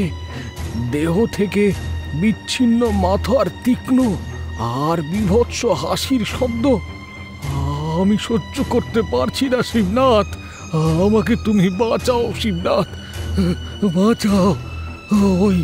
ওই পিশাচিনী আমাকে মেরে ফেলবে, ও প্রতিমাকেও শেষ করবে। শান্ত হও জগৎ, আমি বেঁচে থাকতে কেউ তোমার কিচ্ছু ক্ষতি করতে পারবে না। না, সে মানুষ নয় শিবনাথ, ও অন্য কিছু। আর সেই বুড়িটা, তার কথাও ভুলি কি করে? সে তো আমাকে চলে যেতে বলেছিল। আমার নাকি অমঙ্গল হবে, মৃত্যু হবে আমার। শিবনাথ, মৃত্যু। এইসব তুমি কি আজে বাজে কথা বলছো জগৎ? কোন বুড়ি? কে সে? আরে ওই ধেনু বাউরি, সে সব জানে। আশ্চর্য তার ভয় মিশ্রিত আচরণ। তাকে দেখলে বুকটা কেমন মোচড় দিয়ে ওঠে। সে আমার উপরে নজর রাখছে। আমি জানি কারোর না কারো রূপ নিয়ে সে আমাকে চোখে চোখে রেখেছে। আমার কি হবে শিবনাথ? সত্যি কি অমঙ্গলজনক কিছু হবে? কথাগুলো বলবার পর জগৎপতি তার দৈহিক উত্তেজনা ধরে রাখতে না পেরে ধড়ফড় করে জ্ঞান হারালো। শিবনাথ জগৎপতির অস্থিরতা লক্ষ্য করে চিৎকার করে তার ছেলে পরেশনাথকে ডাক দিল। এরপর পরেশনাথের চিকিৎসাবিদ্যায় অনেক রাতের দিকে জগৎপতির জ্ঞান ফিরল, কিন্তু ঘোর কিছুতেই কাটল না।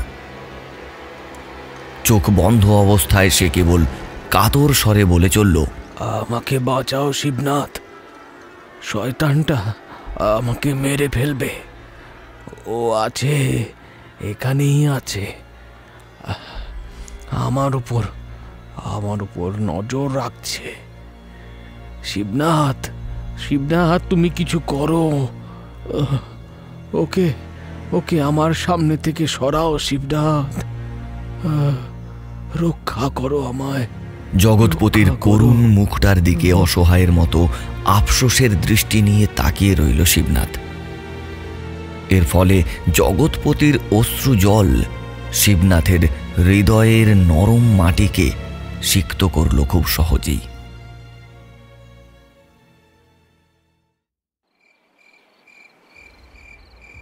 জগৎপতির বর্তমান অবস্থা এতটাই চিন্তিত করে ফেলল শিবনাথকে যে ও আর চুপ করে বসে থাকতে পারল না।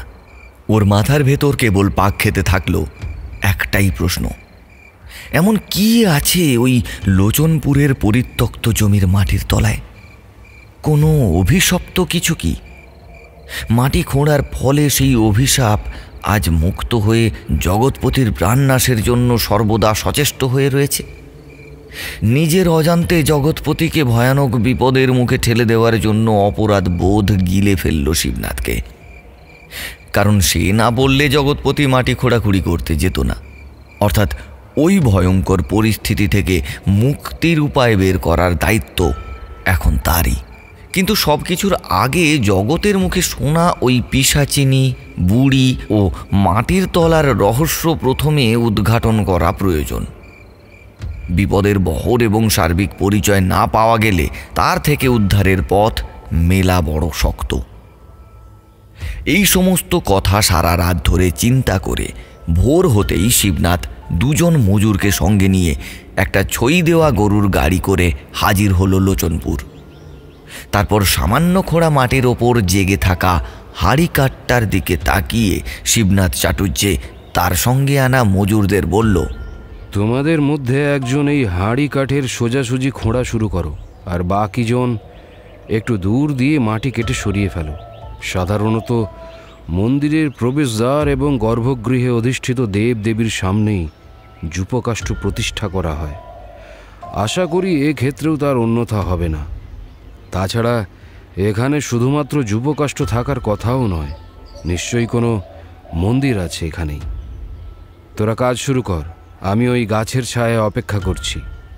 সন্দেহজনক কিছু মাটির তলা থেকে বেরিয়ে এলেই আমাকে জানাস।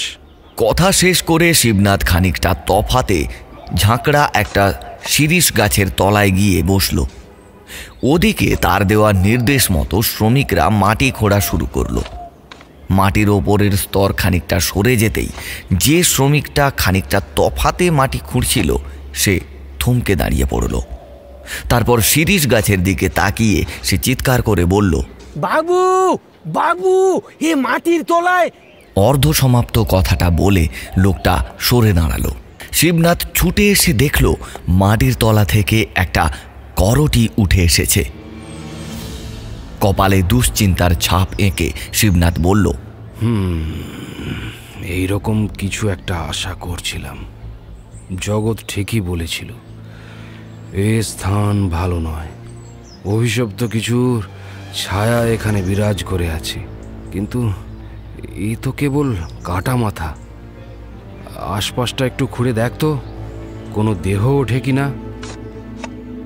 লোকটা খোঁড়া শুরু করলে শিবনাথ সেখানে ঠায় দাঁড়িয়ে রইল। সামান্য সময় পর মজুরটি ফের বলে উঠল, আরো একটা কাটা মাথা উঠেছে বাবু। শিবনাথ দেখল আগের মাথাটা যেখান থেকে উঠেছে তার থেকে প্রায় হাতখানেক দূরে দ্বিতীয় মাথাটি বেরিয়ে এসেছে। এরপর মনে মনে কিছু একটা আন্দাজ করে নিয়ে দ্বিতীয় জন মজুরটিকে ডেকে হাতখানেক তফাতে খোঁড়ার নির্দেশ দিল। পরক্ষণেই শিবনাথের অনুমান সত্য হল। সমদূরত্বে মিলে গেল আরও একখানি করটি। ছবিটা অনেকটা পরিষ্কার হলে মজুরেরা এক হাত তফাতে তফাতে মাটির তলা থেকে উদ্ধার করল একের পর এক খুলি, এবং দুটি খুলির মধ্যবর্তী স্থান থেকে বেরিয়ে এলো বাহুর হাড়। সমস্ত খুলি ও বাহুর হাড় উদ্ধার হলে শিবনাথ আশ্চর্যজনিত হয়ে লক্ষ্য করল মোট 108টি নরমুণ্ড ও বাহুর হাড় দিয়ে বৃত্তাকারে বেশ খানিকটা স্থান ঘিরে ফেলা হয়েছিল কোনো এককালে, যার কেন্দ্রে অবস্থান করছে এই হাড়িকাঠটি। কিন্তু কেন এই যূপকাষ্ঠ আর এই অস্থিবন্ধনের প্রয়োজন হয়েছিল, সেসব জানবার উপায় বা কি? এই প্রশ্ন দুটির উদয় মনের ভেতর হতেই শিবনাথ ব্যস্ত হয়ে বলল, এই তোরা থামিস না। এই অস্থি ঘেরা স্থানটার ভেতরটা এবার খোঁড়া শুরু কর। এই অবধি যা কিছু নজরে পড়েছে এ কেবল সূচনা মাত্র। আমি নিশ্চিত এবারে এমন কিছু মাটির তলা থেকে উঠে আসবে যা আমার মনের সমস্ত অন্ধকার দূর করে দেবে। নে নে নে, তাড়াতাড়ি হাত চালা। এরপর দীর্ঘক্ষণ খনন কার্য চালিয়ে তেমন বিস্ময়কর কিছুর প্রাপ্তিযোগ ঘটল না। কেবল ছোট বড় মিলিয়ে খান আষ্টেক পাথর দ্বারা নির্মিত কৃষ্ণকায় ঘোড়ার মূর্তি উদ্ধার হল। শিবনাথ সেগুলোর খুব যত্ন সহকারে নজর বুলিয়ে দেখল পাথর কেটে গড়া। প্রত্যেকটি মূর্তি একই প্রকার, আকারে ছোট বড় ছাড়া অন্য কোনো তফাৎ এদের মধ্যে নেই। ঘোড়াগুলি দাঁড়াবার ভঙ্গিমায় নির্মিত, তবে চেহারার মধ্যে একটা ক্রূর ভাব আছে। প্রাণীর মুখে মানবিক ক্রোধের অভিব্যক্তি ফুটিয়ে তোলার বিষয়টি ছাড়া ওতে বিস্মিত হওয়ার মতো আর কিছু নেই। এরপর দিনের আলো ম্লান হয়ে এলে মজুরদের পাওনা মিটিয়ে শিবনাথ মূর্তিগুলো নিয়ে যে পথ ধরে সে এসেছিল সেই পথেই গরুর গাড়ি করে বাড়ির দিকে রওনা দিল। চলতে চলতে পথের ধার বরাবর আঁধারে ঢাকা জঙ্গলের দিকে শিবনাথের নজর পড়তেই ও লক্ষ্য করল লাঠির ওপর ভর করে কেউ একজন গাছের আড়ালে দাঁড়িয়ে ওর ওপরে নজর রাখছে। এই কি তাহলে সেই ধেনু বাউরি যার কথা জগৎপতির মুখে শুনেছিল? কথাটা মাথায় টোকা দিতেই ও গাড়ি থামিয়ে জঙ্গলের দিকে তাকিয়ে হাঁক দিল, কে কে ওখানে? কে দাঁড়িয়ে আছো? সামনে এসো। ছইয়ের ভেতর থেকে মাথা বাড়িয়ে একজন মজুর বলল, কাকে দেখলেন কর্তা? কেউ তো আশেপাশে নাই। আরে ওই গাছের গোড়ায় লাঠি হাতে কাকে যেন দাঁড়িয়ে থাকতে দেখলাম। কই কেউ নেই তো। ঝোপের ভেতর থেকে শুকনো গাছের ডাল উঠে আছে কর্তা। ও বেশ, তাহলে গাড়ি চালাও।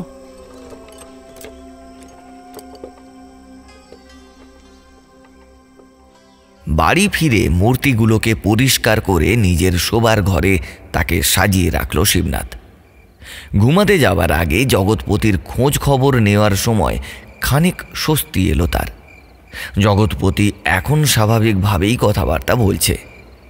এরপর বিছানায় উঠে বালিশে মাথা ঠেকিয়ে দু চোখ বন্ধ করবার আগে ওর মনে কয়েকবার ভেসে উঠল কয়েকটা কথা।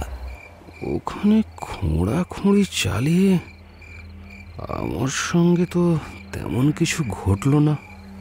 কই, আমার তো একবারের জন্য ভয়ের উদ্রেক ঘটেনি অন্তরে। তবে জগতের ওরকম করার কারণটা কি? এই সমস্ত ভাবনা যখন ওর চোখে ক্লান্তি নামিয়ে আনলো, শিবনাথ তলিয়ে গেল ঘুমের অন্ধকারে।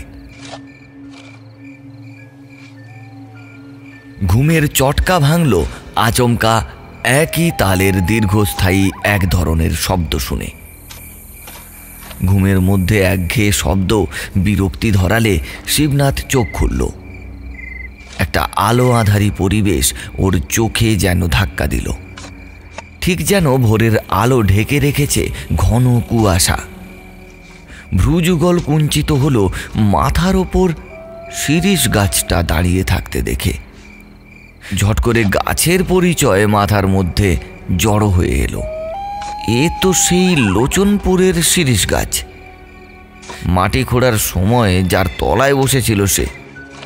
কিন্তু সে গাছ ঘরের মধ্যে এলো কিভাবে? কথাটা চিন্তা স্তরে টোকা দিতেই ধড়ফড় করে বিছানায় উঠে বসল শিবনাথ। তারপর মাথাটা ঘুরিয়ে দেখল কোথায় তার ঘরের চারটে দেওয়াল, দরজা জানালাই বা কোথায়? ঘন কুয়াশা ঢাকা অসীম শূন্যতার মাঝে সে বিছানায় এখন বসে রয়েছে। এতক্ষণের দীর্ঘস্থায়ী শব্দের উৎসটা এবার স্পষ্ট হলো ওর কাছে। আশেপাশেই ধোঁয়াশার আড়ালে দাঁড়িয়ে কারা যেন অনবরত কোদাল চালিয়ে মাটি কেটে চলেছে। বারবার চোখ কচলেও দৃষ্টি বেশি দূর পর্যন্ত স্বচ্ছ দর্শন দিতে পারছে না তার। শিবনাথের এবার হৃৎপিণ্ডের গতি বাড়ল। মুখের ভেতরটা মরুভূমির মতো শুকনো হয়ে আসতে লাগলো। কয়েকবার জিভ নাড়িয়ে ঢোক গেলার চেষ্টা করেও সে ব্যর্থ হলো। এরপর ব্যস্ত হয়ে বিছানা থেকে নিচে নামার জন্য পাটা বাড়ালো, কিন্তু মাটি স্পর্শ করতে পারল না সে। তার পা যেন শূন্য কূপের মধ্যে ঢুকে যাচ্ছে ক্রমশ। তৎক্ষণাৎ লাফ দিয়ে বিছানার মাঝখানে গুটিসুটি মেরে বসল শিবনাথ। হাত পায়ের মৃদু কাঁপুনি শুরু হয়েছে, কপাল বেয়ে ঘাম নিচের দিকে নামছে। এমন অনুভূতি তার এর আগে কোনো দিনই হয়নি। এটাকেই হয়তো ভয় বলে। ভয়ার্ত কণ্ঠে এবার সে বলে উঠল, আমি কোথায়? আমি কোথায় এসে পড়লাম? বাবা পরেশনাথ, আমার কথা শুনতে পাচ্ছ বাবা? কথাগুলো শূন্যে হারিয়ে যেতে থাকলো। সে আবার বলল, কে আছো? আরে কারা মাটি কাটছো? আমার কথা শুনতে পাচ্ছ তোমরা? আমাকে আমাকে এখান থেকে নিয়ে চলো, আমাকে বাঁচাও তোমরা। আমার ভয় করছে, ভীষণ ভয় করছে। কে আছো? বাঁচাও। আচমকা মাটি কাটার শব্দটা বন্ধ হলো। তারপর কুয়াশার আড়াল সরিয়ে দুটো কালো মূর্তি সামনে এসে দাঁড়ালো। শিবনাথ ঠক ঠক করে কাঁপতে কাঁপতে বলল, কে কে কারা তোমরা? আমাকে এখানে এনেছো কেন? বলো, জবাব দাও। কি মতলব তোমাদের? একটা কালো মূর্তি শিবনাথের দিকে এক মুঠো পয়সা ছুঁড়ে দিয়ে পার্থিব কণ্ঠে বলল, আমরা আপনার দেয়া মজুরি চাই না কর্তা, ফেরত নিয়ে নিন। কাঁপা কাঁপা হাতে পয়সাগুলো ছুঁয়ে দেখে জিজ্ঞেস করলো শিবনাথ, কেন? এবার দ্বিতীয় কালো মূর্তিটা বলল, সামান্য কটা পয়সার জন্য আমাদের প্রাণ কেড়ে নিলেন। প্রাণ কেড়ে নিলাম মানে? তোমরা কি বলছো? তার এক বর্ণও আমি বুঝতে পারছি না। এই আমাকে ছেড়ে দাও, যেতে দাও এখান থেকে। আমি তোমাদের তো কোনো ক্ষতি করিনি। আমাকে ছেড়ে দাও। ক্ষতি করেননি? ছেড়ে দাও।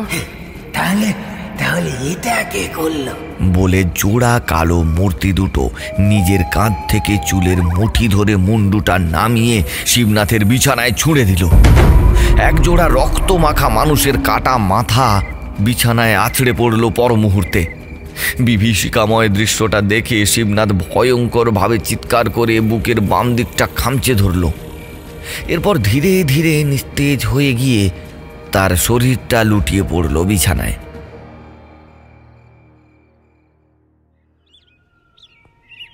পরদিন পরেশনাথ তার ঘরের মধ্যে বিছানায় তার পিতা শিবনাথের মৃতদেহটা আবিষ্কার করল।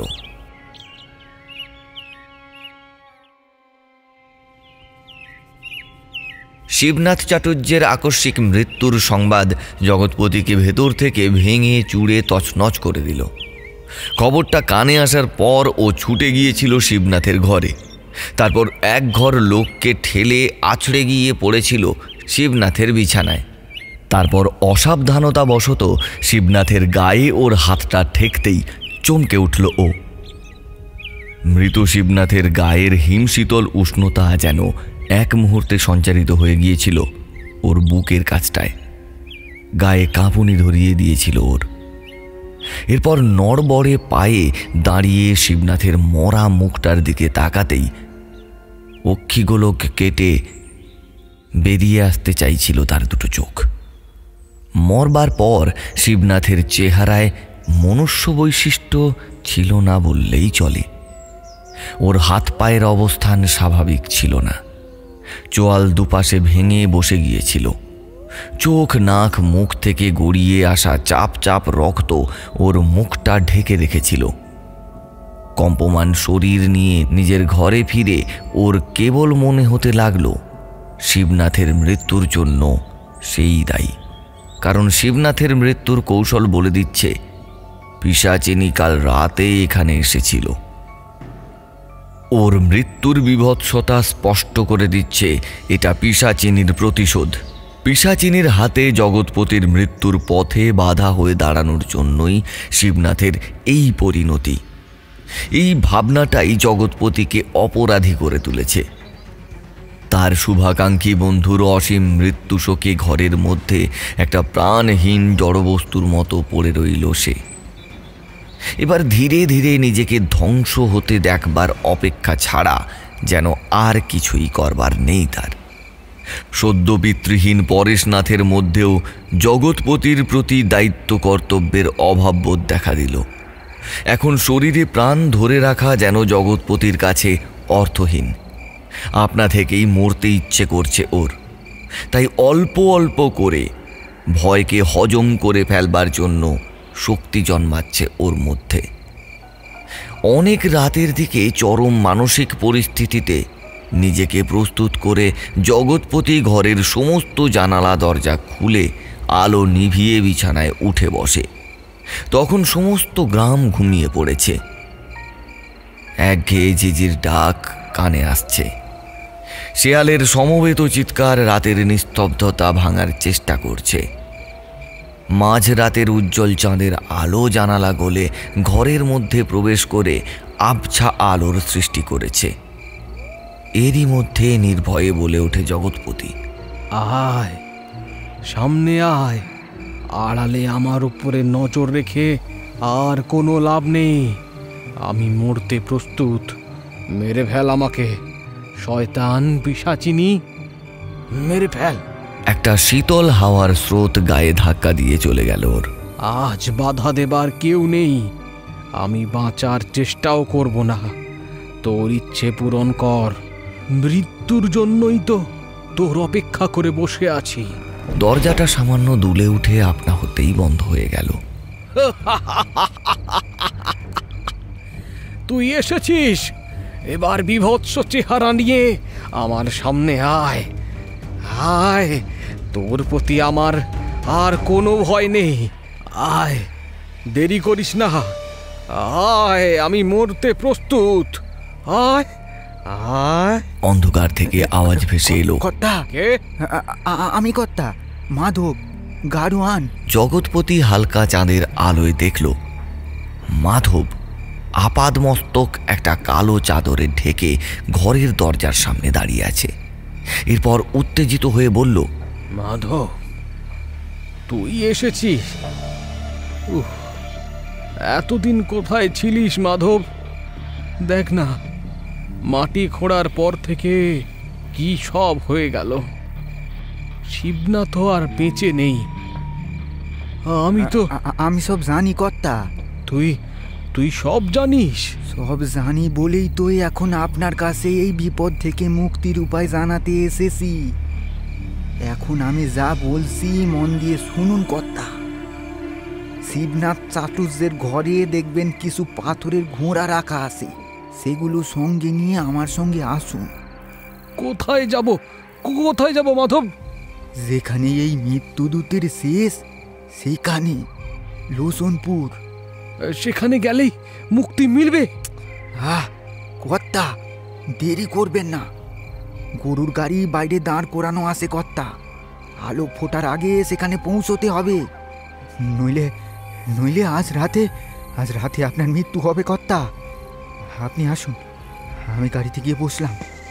কথা শেষ করে মাধব ঘর থেকে বেরিয়ে গেল। প্রতিমা ও নিজের বাঁচার একটা দিশা দেখতে পেয়ে জগৎপতির চিন্তাভাবনার রদবদল ঘটবে। ও এবারে আলো হাতে শিবনাথের ঘরে প্রবেশ করে সহজেই পাথরের ছোট বড় ঘোড়াগুলো দেখতে পেল। এরপর ও সবগুলোকে একটা কাপড়ে বেঁধে ঘর থেকে বেরিয়ে গরুর গাড়ির ছইয়ের ভেতর গিয়ে ঢুকল। মাধব হাঁক পেড়ে গাড়ি গড়িয়ে দিলে জগৎপতি প্রশ্ন করল, আমি যে শিবনাথের বাড়ি আছি এত রাতে তুই সে কথা জানলি কি করে মাধব? অনেক প্রশ্নই আপনার মাথায় জড়ো হবে কর্তা, তবে সব উত্তর এখন পাবেন নে। লোচনপুর চলুন, সেখানেই আপনার সমস্ত কৌতূহলের নিবৃত্তি ঘটবে। তবে যেটুকু এই মুহূর্তে আপনাকে জানানোর প্রয়োজন সেটুকুই বলবো। বেশ, তাই বল।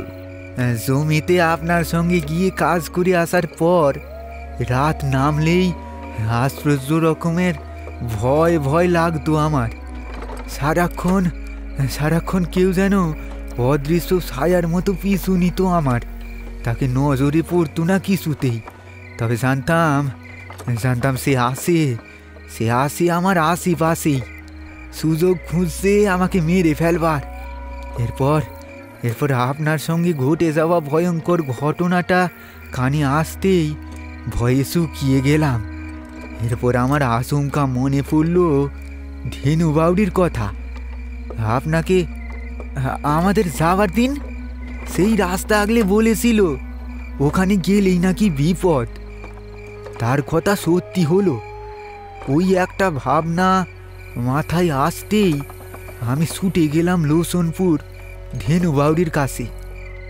তারপর ওকে গিয়ে আমার ও আপনার সঙ্গে ঘটে যাওয়া সমস্ত ঘটনা বলতেই ও বলল সাক্ষাৎ মৃত্যু আমাদের পিছু নিয়েছে। তবে রক্ষে একটাই, যে সেই অশুভ শক্তি যেদিন খুশি মানুষ মেরে ফেলতে পারে না। তার শিকারের মধ্যে যেদিন যে জাতকের রাশি গ্রহ নক্ষত্র দুর্বল থাকে সেদিন তাকে মারে, নইলে ভয় দেখিয়েই রাখে, প্রাণে মারতে পারে না। আমাদের গ্রহ নক্ষত্রের অবস্থান দুর্বল হওয়ার আগেই ব্যবস্থা করতে হবে, তাকে আটকাতে হবে। তাই আজ রাতেই ধেনু বাউরি আপনাকে ওর কাছে নিয়ে আসতে বলল। বাকি ব্যবস্থা ও নিজেই করে রাখবে।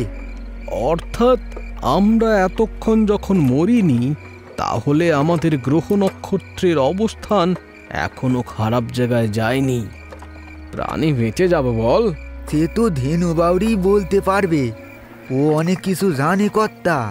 ও কোনো গুণিন টুনিন নাকি রে? সে আমি বলতে পারবো নি, তবে একটা ক্ষমতা আছে সেটা আঁচ করতে পেরেছি। এরপর জগৎপতি চুপ করে বসে রইল। লোচনপুরে তার জমির কাছে পৌঁছে জগৎপতি দেখল সেখানকার ভোল অনেকটা পাল্টেছে। অন্ধকারে সেখানে শত শত প্রদীপ জ্বলছে। অবাক দৃষ্টি নিয়ে সেসব লক্ষ্য করে জগৎপতি বলল, ওখানে আলো জ্বালালো কে মাধব? সব জানতে পারবেন কর্তা, আগে আসুন তো আমার সঙ্গে, আসুন। পাথরের মূর্তি বাঁধা কাপড়ের পোটলাটা হাতে জগৎপতি জমির ওপর পা ফেলে দেখল সেখানে বাঁকানো একটা দণ্ড পোতা রয়েছে। অদ্ভুত দর্শন সেই দণ্ডটার। এই দণ্ড তার পরিচিত, এর আগে ওই লাঠিটা সে দেখেছে। এরপর লাঠির ওপর হাত দিয়েই আধার থেকে হাসতে হাসতে আলোর দিকে এগিয়ে এলো ধেনু বাউরি। আজ তারও চেহারার পরিবর্তন ঘটেছে। মাথার জট উন্মুক্ত হয়ে প্রায় অর্ধেক শরীর ঢেকে রয়েছে। পরনে টুকরো কাপড়টা রক্তবর্ণের এবং নতুন। মুখের ওপরে অসন্তুষ্টির ভাবটা আজ কম। এবারে ধেনু বাউরি জগৎপতির দিকে চেয়ে বলল, আয় জগৎ, আয় কাছে আয়, বস মাটির ওপর, তোর জন্যই তো অপেক্ষা করছিলাম রে। জগৎপতি বিস্মিত হয়ে মাধবকে জিজ্ঞেস করল, ও কি করে জানলো যে আমি এখানে আসব? মাধব নিরুত্তর হয়ে দাঁড়িয়ে থাকলে ধেনু বাউরি ফের বলতে শুরু করলো, আমি সব জানি রে জগৎ, যা জানবার আমাকে জিজ্ঞাসা কর। আমি তোকে প্রথম দিনই এখানে আসতে বারণ করেছিলাম, বলেছিলাম অমঙ্গল হবে, হলো তো ঘোর অমঙ্গল। শুনলি না আমার বারণ? তোর মিথ্যা জেদের কাছে কতগুলো প্রাণ গেল ভাব।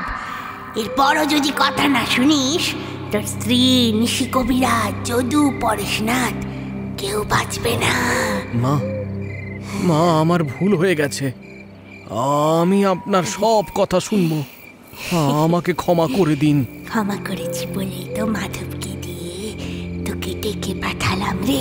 এরপর জগৎপতি হাড়িকাঠের দিকে তাকিয়ে দেখল হাড়িকাঠটির গায়ে একটা লাল শালু জড়ানো রয়েছে এবং তার নিচে রাখা রয়েছে ফল, মিষ্টান্ন, মাটির পাত্রে কাঁচা দুধ, কলা পাতার ওপর নতুন চিড়ে, গুড়, পাশে একটা বেতের ঝুড়ি ভর্তি বিভিন্ন প্রকারের দানা শস্য ভাজা।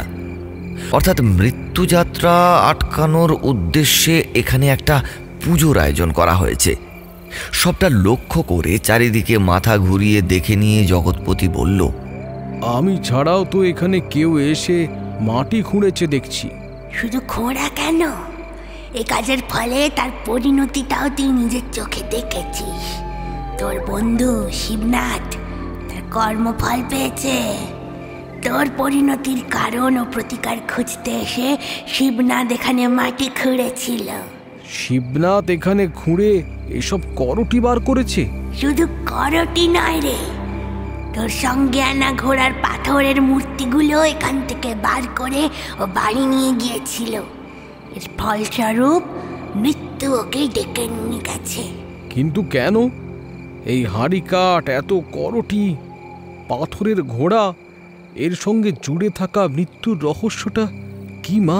ধেনুবাউরি জগৎপতির হাত থেকে কাপড়ে মোড়া সেই পাথরের ঘোড়ার মূর্তিগুলো নিয়ে বিভিন্ন স্থানে সাজিয়ে রাখতে রাখতে জিজ্ঞেস করল, এই জমির মালিকানা তোর হাতে এলো কিভাবে? মায়ের মুখে শুনেছিলাম আমাদের পরিবারের ঊর্ধ্বতন কেউ এই জমি শ্রাদ্ধ অনুষ্ঠানে দানে পেয়েছিল। বুঝেছি। তবে এসবের শুরু হয়েছিল বহু বছর আগে। তখন তোর ঠাকুরদারও জন্ম হয়েছিল কিনা সন্দেহ আছে। সে সময় মড়কে স্ত্রী সন্তান হারিয়ে শ্যামডিহি গ্রাম থেকে এই জমির ওপরে এসে বসতি স্থাপন করে বিহারীনাথ নামের একজন মানুষ। তখন ভৈরবী নদীর চেহারাও ছিল সুতার ন্যায় ক্ষীণ। চতুর্দিক ছিল জঙ্গলাকীর্ণ। সমস্ত জঙ্গল সাফ করে নতুনভাবে বাঁচবার স্বপ্ন দেখেছিল বিহারীনাথ। পাথুরে জমি উর্বর করবার জন্য দিন রাত এক করে খেটেছিল সে। উদ্দেশ্য ছিল চাষাবাদ করে নতুনভাবে সংসার বাঁধা। কিন্তু মানুষ যেখানে চলে সঙ্গে করে তার কপালও চলে। আশ্চর্য খরা শুরু হলো সেকালে। ভৈরবীর সামান্য জল শুকিয়ে বুক ফেটে হাঁ হয়ে রইল। বড় বড় গাছ শুকিয়ে হলুদ বর্ণ ধারণ করল। দুর্ভাগ্য যেন কিছুতেই বিহারীনাথের পিছু ছাড়ছিল না। প্রকৃতিও যেন তার প্রতি মুখ ফিরিয়ে নিয়েছে। হাজারবার ঈশ্বরকে ডেকেও কোনো লাভ হয়নি। চতুর্দিকে যখন খাদ্য জল নিয়ে মানুষের মধ্যে হাহাকার শুরু হয়েছে, এমন সময় বিহারীনাথের কানে এসে পৌঁছায় একটা নাম। কার নাম? ভূতাবুড়ির। ভূতাবুড়ি? সে আবার কি? ভয়ঙ্কর অপদেবী, যার আহ্বান একদিকে যেমন মঙ্গলময় তেমনি তার খারাপ দিকও রয়েছে। কি রকম খারাপ? তার আগমনের ভার বহনের জন্য একজনের প্রাণ নাশ হওয়া আবশ্যক। বিহারীনাথকে ভূতাবুড়ির আহ্বান করেছিল? নিজেকে বাঁচিয়ে রাখার জন্য। এছাড়া তার কাছে আর কোনো উপায় ছিল না। তাছাড়াও ভেবেছিল একজনের মৃত্যুর কারণে যদি হাজার মানুষের উপকার হয় তাতে ক্ষতি কি। বিহারীনাথ ভূতাবুড়ির পূজার আয়োজন শুরু করলো। সে অপদেবীর কোনো মূর্তি নেই। এই পাথরের ঘোড়াগুলি থানের ওপরে রেখে বিভিন্ন উপকরণ সাজিয়ে তার নাম ধরে ডাকলেই সে হাজির হয়। এ পূজায় কোনো মন্ত্রের প্রয়োজন নেই রে। তারপর কি হলো? তারপর কি হলো?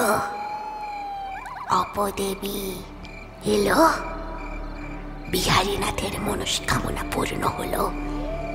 এমন বৃষ্টি নামলো যে ভৈরবী নদী ফুলে ফেঁপে উঠল।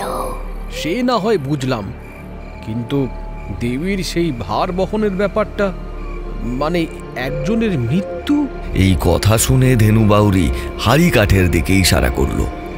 জগৎপতি ঘাবড়ে গিয়ে বলল, অর্থাৎ এই হাড়ি কাঠে বিহারীনাথ নরবলি দিয়েছিল?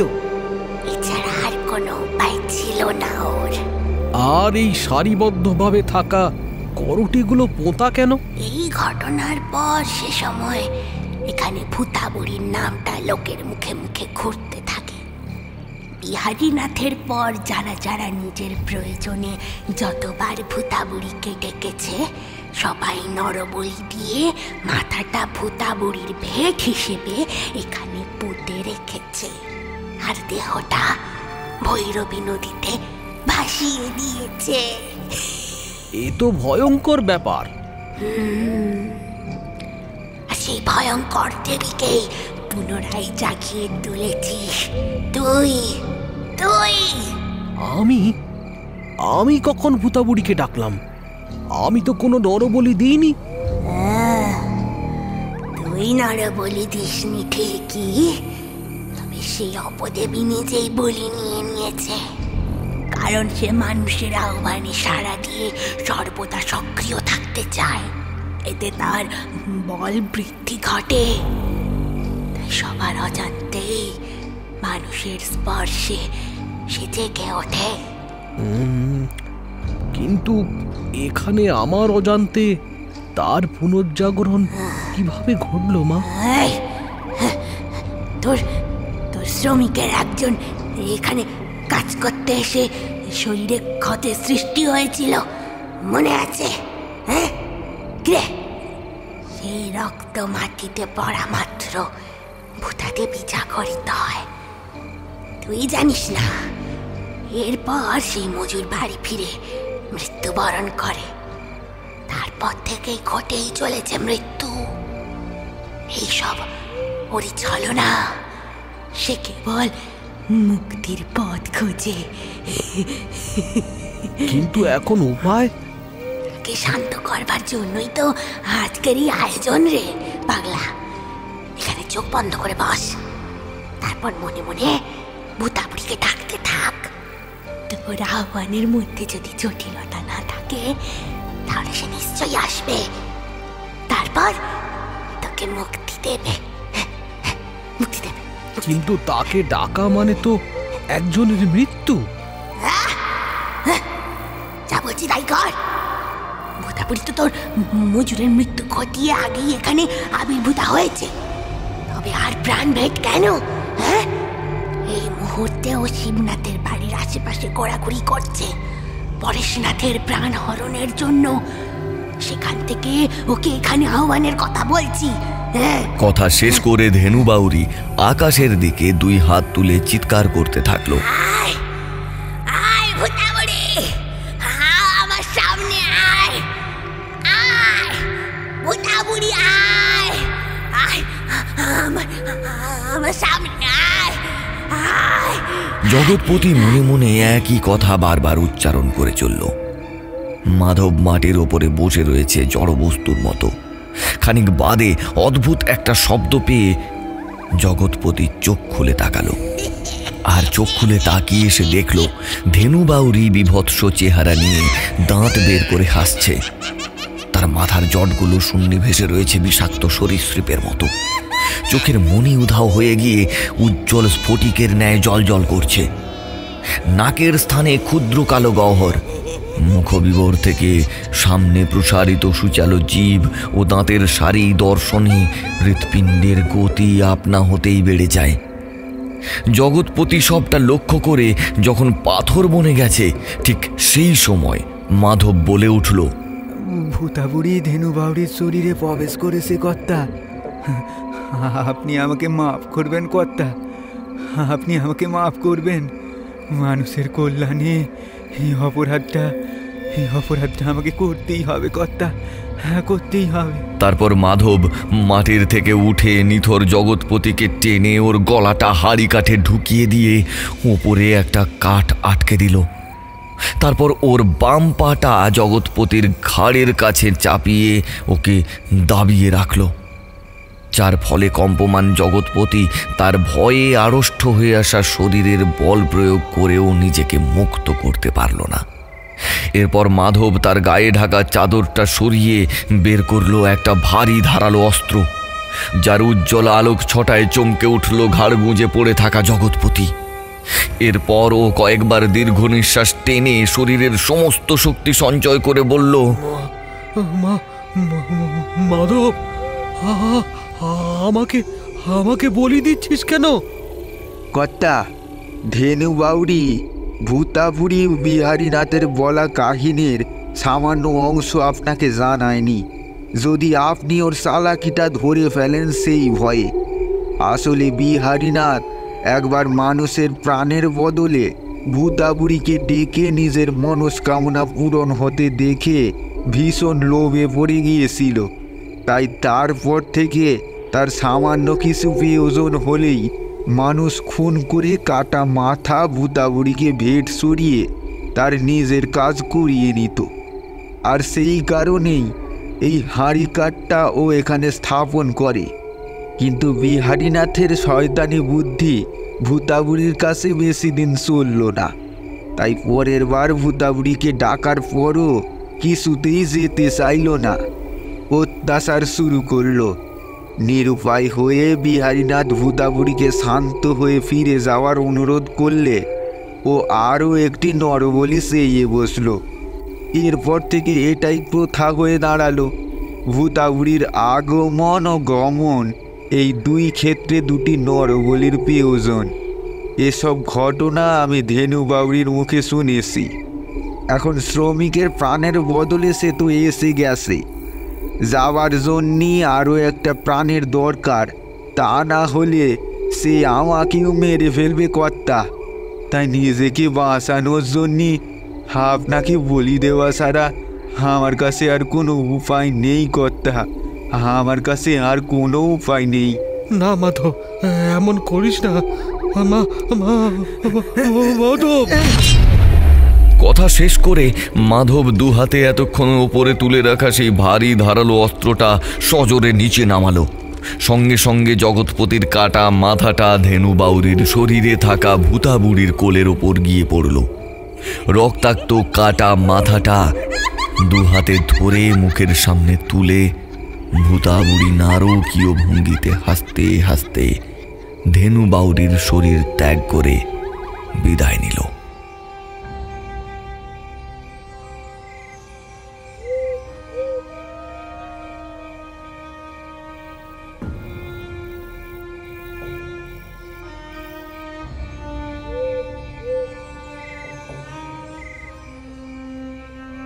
এতক্ষণ শুনলেন রক্ত আখরের লেখা হাঁড়ি কাঠ। গল্পকার রক্ত আখরের কাছে আমরা চিরকৃতজ্ঞ আমাদের পাশে থাকার জন্য।